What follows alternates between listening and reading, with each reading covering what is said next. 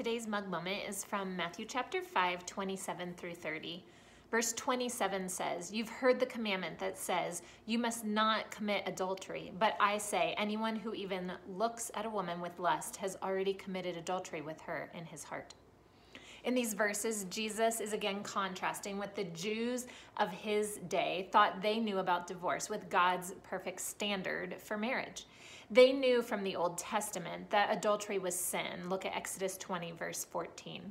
But it seems that the popular teaching of this day was that only the act of adultery was sin.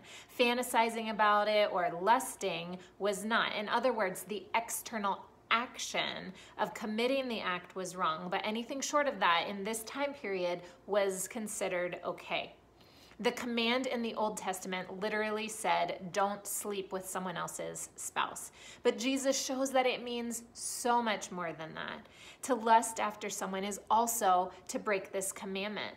This is not just a lustful look. It is looking to lust or fantasizing about what could be done. It's a very purposeful action of the mind, and it's also considered sin. Then he talks about our right eye or our right hand getting us into trouble, and he's still referring to the act of adultery. He's not talking about literally like plucking our eyes out or cutting our hands off, but he's using these harsh terms in order to get across a really serious point. If something in our lives is causing us to continually sin, we have to cut it out of our lives. We have to eliminate that temptation. We must remove it and avoid the source of temptation. Why does God take this so seriously?